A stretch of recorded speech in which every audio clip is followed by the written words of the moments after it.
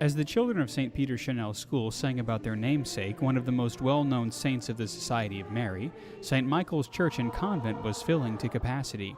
They were there to mark the 150th year of the Marist religious order in the United States, an event which, for some like Neil Poche, brought back memories of the priests who have served in the parishes along the River Road for nearly 8 generations. Father Mario baptized my son, so yeah, I do have a fond memory of the Marist. I know they still have all the novenas and stuff here, you know. The grotto in the back is just a beautiful. That's all part of it, you know. Father Ed Fuss, a retired Marist priest still helping in the clustered parishes of Sacred Heart and Gramercy, St. Joseph and Paulina, and St. Michael and Convent, has been in the order for 28 years. When asked about what keeps his vocation going and where he finds his fulfillment, it's very spiritual because it's doing Mary's work. Mary's work in the Gospel of Luke is summed up well in her sojourn to Elizabeth to announce the coming of Jesus who was growing in her womb. This living out of Mary's visitation and Magnificat is clearly seen as a charism of the Marist fathers who lived and worked along the River Road. Parishioner Geraldine Hoover. Mary is so loving and so caring for her children, and they showed Mary in the way that they cared for all of us. Carol Ann Rome, another parishioner, remembers the example of the priests that served there as well. They were community people. They believed in knowing their parishioners and visiting them and talking to them and getting to know them.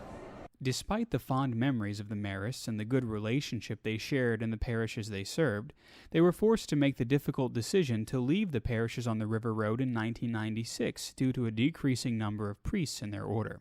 Father Ted Keating, the provincial superior of the Society of Mary in the United States, remains hopeful, though, as St. Peter Chanel did, who kept the faith even in the midst of difficulty. We've had our ups and downs, especially in these years of change, and we're experiencing diminishment and trying to find our call in the midst of that, but it does match up with that spirituality of St. Peter Chanel, which was our founder's spirituality, that it's a profound sense of God's purposes in the world that are beyond our understanding.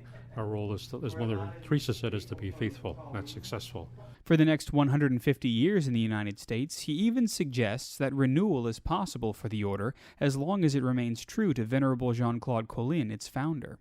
If there was going to be a springtime for the Marist, I don't think it would be like our past. Our future would be the way our founder wanted us to be embedded in a highly formed and developed laity, and a movement to bring about a good church that does show itself as the Church of Mary, Mary the Mother of the Church, and Mary whose heart is the heart of the Church, to help bring that about by spreading the gospel of mercy. Whether or not the Marists return to St. Michael Church in the next century, it's obvious that parishioner Doris Forsyth, who is now a third-order member of the Marists, has learned much from their example of prayer and trust in Mary. I just love the Memorare and praying that really often, and I always look to Mary as my mother because she's always there interceding for us.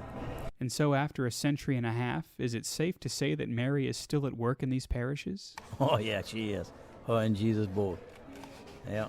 For Catholic Community Radio News, I'm Father Chris Decker in Convent.